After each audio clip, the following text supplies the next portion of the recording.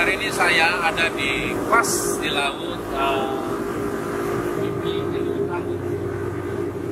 ini perusahaan yang mengelola gas di wilayah hukum pemerintah Provinsi Papua Barat, yang mana didiami oleh suku-suku Sumuri, suku Sebiar, dan masih banyak persoalan yang terjadi akibat industri BP migas ini hadir di Teluk Bintuni. Nah, kenapa saya bilang persoalan? Karena ternyata tidak ada dampak signifikan kehadiran investasi BP Tangguh di wilayah ini. Nah, di mana masyarakatnya hidup dalam ekonomi yang sangat-sangat susah. Tidak ada lapangan pekerjaan, air bersih yang sangat susah, dan mereka tidak punya mata pencarian lagi. Ini efek daripada kehadiran BP Tangguh. Nah, oleh sebab itu, kenapa saya datang ke sini bertemu dengan masyarakat, bahwa pada hakikatnya karena tidak ada niat baik daripada perusahaan ini, maka kita akan membawa masalah ini ke parlemen untuk diselesaikan. Kita akan audit BP Migas terkait dengan apa yang dilakukan kepada masyarakat adat yang ada di areal ini dan dampaknya kepada pembangunan daerah. Karena hari ini masyarakat hidup miskin dan miskin ekstrim, padahal perusahaan migas ini menghasilkan devisa negara yang sangat besar dan memberikan dampak ekonomi kepada negara-negara yang turut serta di dalam bisnis ini. Oleh sebab itu tidak ada kata lain, kalau negara kuat ekonominya karena migas, karena negara investor asing juga kuat karena bisnis migas, maka seharusnya masyarakat ini sejahtera. Demikian Philip Muhammad, Senator Papua Barat dari laut perusahaan BP Migas.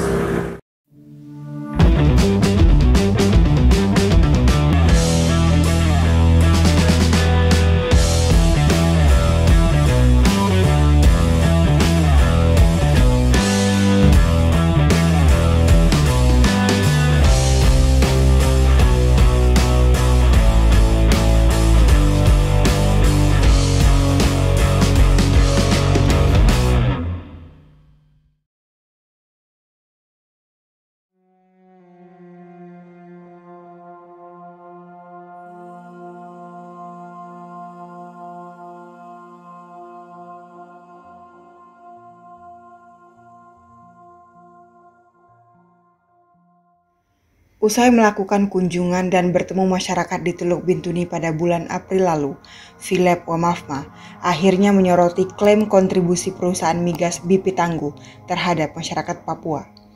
Philip menilai bahwa SKK Migas dan BP Tangguh justru telah melakukan kejahatan kemanusiaan terhadap masyarakat adat yang tinggal di daerah-daerah penghasil migas di Kabupaten Teluk Bintuni, Provinsi Papua Barat. Hal itu berdasarkan hasil kunjungan kerja di daerah tersebut. Philip mendapati masyarakat pemilik tanah yang berlimpah sumber daya alamnya itu justru hidup di bawah garis kemiskinan.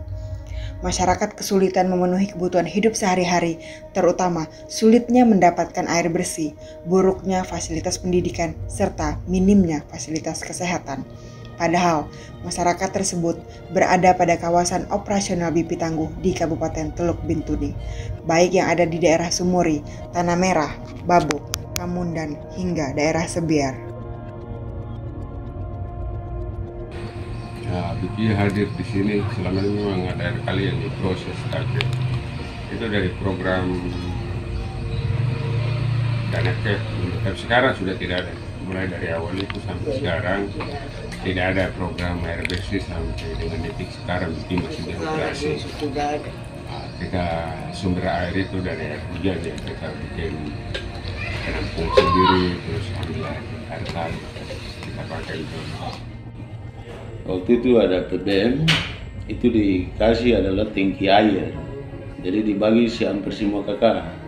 Kedua renovasi rumah, dengan renovasi rumah, seng sama kayu. Terus ada dana namanya dana ekspansi. Itu jalan titian, ada 2 kampung saja yang dapat. Itu Tomu sama Ikam. Mungkin itu saja juga. Jadi selama ini di Tomu ini cuma minum air apa? Air hujan. Air hujan ya. Kalau tidak hujan? Kalau tidak hujan ya air kali. Air kali. Air Ya. kali ya. Jadi memang sudah dapat bantuan dari BP berupa tangki ya. Tangki air. Tapi tinggi air itu kan untuk tak ada air hujan. Ada air hujan. Tapi air bersih tidak ada. Air bersih tidak ada. Fakta kemiskinan masyarakat pemilik sumber daya alam menjadi semakin miris saat diketahui bahwa BP Tangguh bisa mengelola air sungai menjadi air layak minum, namun hanya untuk keperluan karyawan dan staf perusahaan. Hal itu berbanding terbalik dengan masyarakat di daerah perusahaan. Masyarakat sekitar bertahan hidup dengan air hujan dan air sungai yang tidak layak konsumsi. Saya ingin pastikan ini Bapak Ibu semua. Saya lihat dengan mata kepala saya sendiri. Tidak ada air minum yang mereka minum. Perusahaan BP bisa mengubah air keruh menjadi air layak minum bagi perusahaan. Tetapi rakyat kami di sekitar itu minum air hujan, minum air sagu, dan terpaksa harus minum air keruh. Dampaknya Bapak Ibu sekalian. Tak hanya itu, infrastruktur pendidikan salah satunya SD YPK. SD ini merupakan sebuah sekolah yang dipindahkan dari Tanah Merah karena menjadi wilayah operasional BP Tangguh. Namun, saat ini kondisi sekolah tersebut sudah mengalami kerusakan parah dan tidak layak untuk ditempati para siswa. Mirisnya, kondisi fasilitas pendidikan tersebut tidak menjadi perhatian BP Tangguh yang notabene merupakan daerah ring 1 perusahaan. Hal ini sangat jauh dari kemanusiaan yang adil bagi masyarakat di daerah tersebut. Padahal sumber daya alam yang ada di Tanah Bintuni dikeruk untuk kepentingan bisnis dan menyumbang hasil besar bagi negara dan daerah. Namun, masyarakat yang tinggal di atas kekayaan alam itu justru hidup tidak layak dan serba kekurangan. Bapak, mama, orang semua kita orang punya apa yang kita rasakan di distrik Sumuri, kampung Saengga, Tanah Merah Onar. Makanya malam ini saya mau sampaikan sama kita punya anak-anak yang datang kunjungi kita di sini. Ini untuk akses jalan utama dari Tanah Merah Saengga, perlu pemerintah setempat Teluk Bintuni dengan perusahaan BP, dengan Genten, pokoknya semua harus diperhatikan. Bukan cuma datang bekerja cari hasil, terus tinggalkan kita orang begini. Sedangkan perusahaan juga punya kewenangan untuk ikut jalan akses jalan utama ini. Sampai sekarang orang Sumuri menderita. Anak-anak kita sekolah di sini dari Tanah Merah SMA ke Saengga dengan jalan yang tidak begitu, akses jalan tidak bagus untuk kita punya anak-anak. Bukan cuma anak-anak, termasuk kita orang Sumuri yang lalu lintas jalan. Tapi itu Tuhan masih lindungi kita orang. Kalau tidak mungkin banyak orang korban di situ. Jalan tidak bagus, hujan setengah mati anak-anak kita ini. Kalau kita mau lihat orang Sumuri itu pendidikannya belum. Siapa yang mau di sana mau duduk bicara Sumuri tidak ada. Sekarang bapak orang ini sekarang datang ke sini tunjuk kita orang lihat kita orang di sini. Kita minta syukuri karena kakak ini bisa datang lihat kita orang Sumuri. Jadi kita minta terima kasih puji Tuhan malam ini apa yang ada di kita merasakan di sini kita sampaikan. Jadi akses utama dari Tanah Merah Saengga itu perlu diperhatikan secepat dikerjakan. Karena kita yang di sini masyarakat kita sayang sekali kita punya jalan rusak. Dari situ pertama dari sini harus dilihat dari distrik Sumuri, dari Saengga Tanah Merah Onar tujuan ke distrik itu juga sama. Hujan apa itu masyarakatnya, mungkin bupati juga sudah lewat, sudah lihat sendiri. Itu yang kita orang merasakan, apa yang kita merasa di sini yang kita sampaikan ke bapak orang. Itu kami mohon, orang Sumuri kita mohon akses utama jalan Tanah Merah Saengga Toho itu distrik itu harus diperhatikan. Untuk siapa? Untuk masyarakat sini, ekonomi. Kita punya ikan di sini, udang di sini, kita mau bawa ke distrik. Tidak bisa setengah mati sampai orang jatuh-jatuh dengan motor. Kalau boleh itu diperhatikan bikin akses jalan kita orang Sumuri supaya mungkin disitulah orang bisa putar bawa ikan ke sana, udang ke sana, bisa dapat uang sedikit. Bisa biaya kita punya anak-anak yang sekarang sekolah, kita orang Papua ini bagaimana caranya kita mau mandiri toh. Tapi itulah akses jalan tidak betul, masyarakat saja sudah menderita. Bagaimana mau cari uang untuk bagaimana mau jual ke sana ke sini? Perusahaan besar-besar ini juga bagaimana mau sayur mayur itu 5 kilo per kakak bagaimana? Mau dapat uang bagaimana? Nah, ini yang kita rasakan di distrik Sumuri, Kampung Saengga. Jadi kami merasakan di sini akses ini perlu kita utamakan ini. Akses bagus, ekonomi bisa jalan. Ekonomi masyarakat itu bisa berkembang. Tapi akses begini masyarakat setengah mati. Itu yang kita merasakan. Baik. Jadi mungkin dari saya menyampaikan itu ke Bapak orang, ke pemerintah. Pemerintah tolong lihat kita orang Sumuri.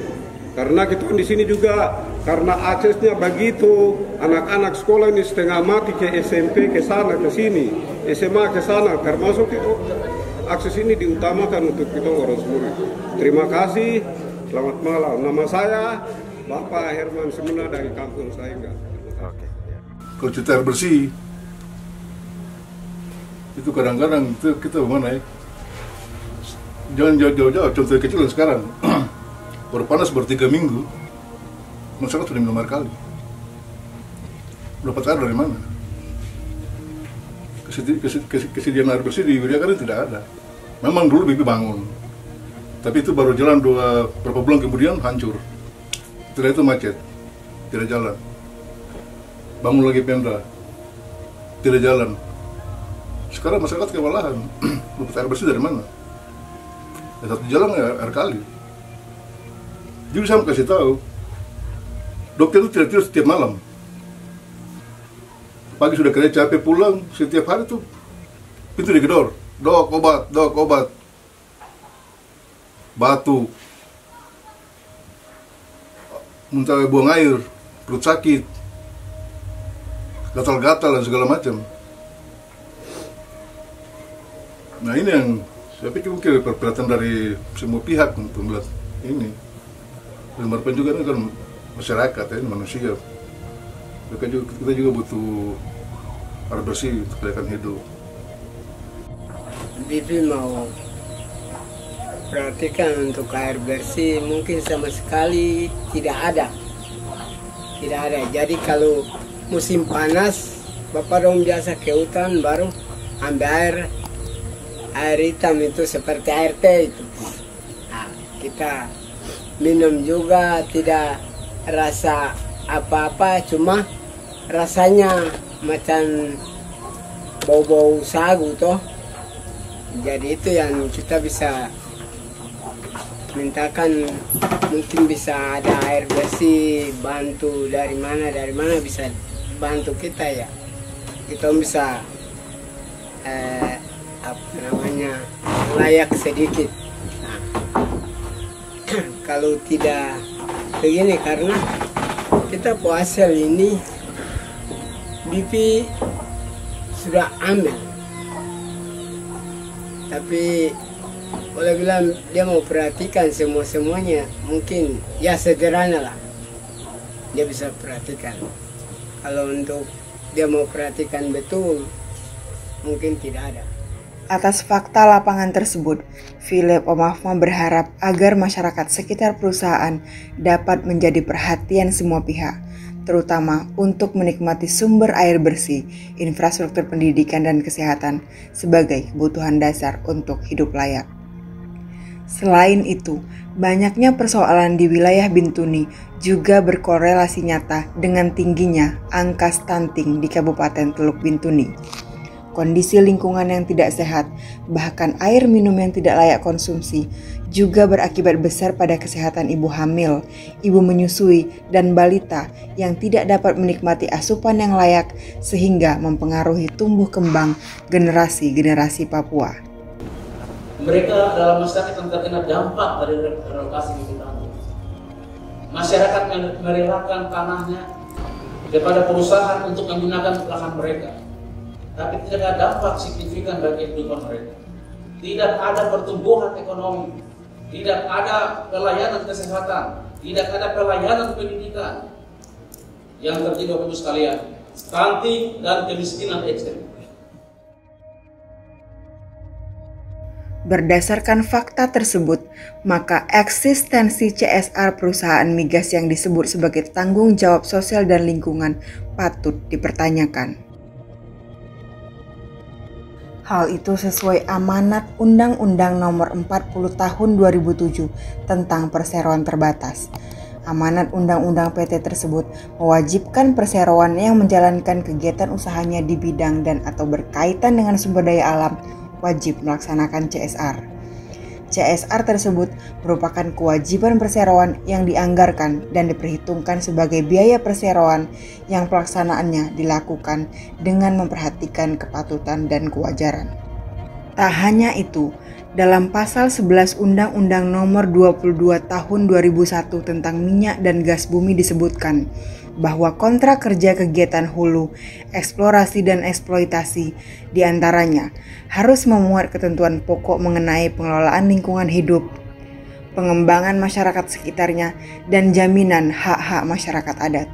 Ketentuan yang sama diatur dalam pasal 40 ayat ke-5. Atas dasar temuan itulah, Philip berkeyakinan bahwa BP Tangguh telah melakukan pembohongan publik terkait program sosial atau CSR yang sesungguhnya tidak berjalan. Apa yang selama ini disampaikan BP Tangguh kepada publik dalam sejumlah media maupun dalam sejumlah jurnal dan lain sebagainya, setelah saya konfirmasi dan klarifikasi ke publik, khususnya kawasan R1 dan R2, masyarakat saya di sana, ternyata BP Tangguh melakukan pembohongan publik. Sejumlah bukti dan fakta ada pada saya. BP Tangguh juga telah melakukan kejahatan kemanusiaan yang membiarkan masyarakat daerah ring 1 perusahaan hidup dalam kondisi serba kekurangan. Penduduk Tanah Merah Baru, Saengga, dan Onar adalah korban proyek yang dipaksa direlokasi, tetapi masyarakatnya tidak diperhatikan. Sejak saya tinggal di Kampung Saengga, saya nama Simon Sodepa. Dari dulu rumah yang tua saya tinggal, sampai tahun 99 BP datang ganti saya punya rumah, buat perjanjian dengan saya di Kampung Saengga bahwa 94 rumah besok itu akan dapat pekerjaan di LNG Tangguh. Bila mana sampai Bapak mungkin ada panggilan Tuhan, mungkin ada anak atau anak mantu, itu akan diganti.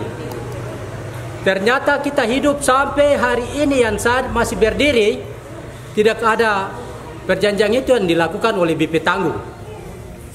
Mungkin termasuk 2 kampung yang ada ini, Saengga, Tanah Merah, Onar, sampai bahkan Topoi. Kami alami perjanjian itu. Jadi sekarang ini kita mau kasih sekolah anak-anak itu kita pikir setengah mati sekali. Saya sendiri pribadi tahun 2022 kemarin saya punya anak 2 sekali berangkat kuliah. Terus saya orang tua ini tidak punya pekerjaan apa-apa. Terus saya tidak mampu untuk kasih sekolah dorang bagaimana. Tapi itu sudah resiko orang tua. Dengan cara apapun saya kasih berangkatkan mereka 2. Sampai hari ini mereka 2 sedang kuliah. Satu di Sorong, satu di Manokwari, di STA Manokwari. Yang di Manokwari Francisco Sodepa, yang di Sorong Raimondus Sodepa. Itu saya punya anak kandung. Jadi saya sebagai orang tua hari ini juga saya rasa kesal bahwa dengan cara apa saya kasih sekolah sapu anak-anak ini sampai bisa berhasil. Maka itu saya hari ini bicara dengan pikiran yang sederhana ini, dengan saya punya saudara-saudara atau kakak, om, bapak doran, mama doran yang kita ada sekarang ini, kita orang bicara bagaimana ke depan ini kita bisa bersaing dengan orang atau tidak. Kalau tidak, kita tidak bisa bersaing dengan orang, kita duduk hanya begini saja. Mungkin saya bisa sampaikan itu dari isi hati saya. Terima kasih, selamat malam. Adanya keluhan masyarakat tentang fasilitas kesehatan juga telah merenggut nyawa sebagian masyarakat yang sakit. Banyaknya pasien yang diangkut untuk berobat ke daerah lain meninggal di dalam perjalanan karena fasilitas kesehatan yang jauh dari memadai. Lihat seperti sekarang yang ada di depan kita ini. Itu untuk ruang inapnya saya tidak benar. Buat rawat inapnya pasien itu tidak benar. Kadang malam gelap, ada pasien cakar lagi itu penyerangan dalam itu. Kalau tidak ada ya masyarakat bakal gadget sendiri pasang di situ, pasang lampu sendiri. Sementara jarak mereka hanya beberapa kilometer dari pusat perusahaan di mana orang hidup berkelimpahan, air dan listrik tersedia, serta berbagai fasilitas modern lainnya. Sedangkan pemilik tanah yang dijadikan lokasi bibit tangguh harus bertahan hidup seadanya. Setelah perusahaan-perusahaan yang ada di Kabupaten Bintuni ini, kami belum pernah ada koordinasi yang baik antara perusahaan dan masyarakat adat ini untuk kerjasama, itu belum ada. Itu harapan kami supaya kalau ada perusahaan-perusahaan yang mau datang di Kabupaten Bintuni ini, datang lapor diri sama 7 suku dulu. Baru kami panggil suku yang punya wilayah perusahaan mau dioperasikan itu ke sini, dan kami koordinasi musyawarah sama-sama untuk mendapatkan satu kesepakatan. Karena sering juga terjadi nanti tidak pernah sampai di kantor lembaga 7 suku Bintuni ini, tetapi masalah baru bawa ke sini. Nah, itu biasa bikin kami pusing. Harapan kami itu perusahaan siapapun mau datang di kabupaten ini, kami di sini 7 suku. 7 suku ini kami punya satu kesepakatan itu 7117. Sehingga kami mau supaya perusahaan datang harus minta izin. Itu pertama. Yang kedua, kami juga di perusahaan yang datang di sini, kami juga mesti ambil bagian dalam pengadaan seperti pengadaan apa atau apa-apa di sini. Perusahaan-perusahaan lokal yang ada ini harus punya ambil bagian dari pengadaan dari perusahaan-perusahaan yang hadir di sini. Itu kedua. Ketiga, itu termasuk dengan penerimaan tenaga kerja. Penerimaan tenaga kerja itu selama ini karena dari tadi musyawarah kerjasama yang baik belum ada, sehingga anak-anak yang sekolah di sini, ada sekolah yang namanya Petrotekno, yang keluar pendidikan masih tinggal tunggu bekerja di mana. Tapi mereka nganggur ya setelah mereka nganggur. Jadi mereka mengeluh ke LMA ini. Tapi LMA ini mau bicara bagaimana? Kami belum pernah musyawarah dengan perusahaan mana yang penerimaan tenaganya atau pemerintah yang koordinasi. Kami sama-sama sepakat bagaimana supaya tenaga kerja yang ada di sini kita bisa koordinir sama-sama, sehingga mereka dapat bagian dalam perusahaan-perusahaan yang hadir di Kabupaten Bintuni ini. Saya coba untuk melihat dari dekat bagaimana kontribusi bibit tangguh terhadap tenaga kerja lokal. Saya melihat dengan mata saya sendiri, Bapak Ibu sekalian, bagaimana masyarakat saya hanya menjadi kuli memikul tas para pekerja dari luar Papua yang datang sana untuk bekerja. Sementara putra-putri Papua duduk, diam dan tinggal di tempat. Kalaupun diterima, paling menjadi security dan field service. Betapa hati kita selaku intelektual maupun selaku politikus ini merasa ketidakadilan itu ada di depan mata. Saya khawatir Bapak Ibu semua pimpinan yang hormat, saya khawatir rakyat akan mengadili investasi di Papua dengan cara di sini. Haji Jamaluddin selaku Kepala Pemerintahan Adat 7 Suku di Teluk Bintuni menyatakan bahwa masyarakat adat justru tidak menjadi perhatian prioritas oleh bibit tangguh. Padahal masyarakat telah merelakan tanah adatnya untuk dikeruk dengan ganti rugi 60 miliar untuk 6 sumur gas. Tuntutan 60 miliar oleh suku Sebiar dari tahun 2004 justru dibayarkan secara bertahap. Itu pun setelah masyarakat melakukan demo berkali-kali hingga Juni 2022. Bahkan masyarakat adat sempat harus menuntut sampai ke Komisi 7 DPR RI. Haji Jamaluddin pun mengaku bahwa aturan dana lain seperti BLT dan dana abadi justru tidak diketahui transparansinya oleh masyarakat adat. Investasi terbesar untuk bangsa ini, sumber alam gas bumi, ada di wilayah hukum adat masyarakat adat 7 suku dan lebih khusus ada di Sebiar. Tren dan segalanya itu ada di suku Sumuri, dan ini pintu masuk kiri dan kanan. Ya, kalau masuk itu kanan ada di Sumuri dan kiri itu ada di Sebiar. Dan kemudian masyarakat dari dua daerah ini terdampak. Yang dulu di bidang DAB. Yang pertama adalah distrik Taroi, distrik Weriagar, dan distrik Tomo. Sementara di sana ada 6 distrik, yaitu distrik Kamundan, kemudian ada distrik Arandai, dan ada distrik Yakora. Terdiri kurang lebih dari 32 kampung. Dengan luas wilayah kurang lebih 2037 sekian kilometer persegi yang terkandung di dalam tanah wilayah hukum adat itu ada gas dan minyak. Dihitung mulai dengan peraturan gubernur di tahun 2010 namanya Pergub sampai dengan 2019 dengan Perdasus nomor 3 2019.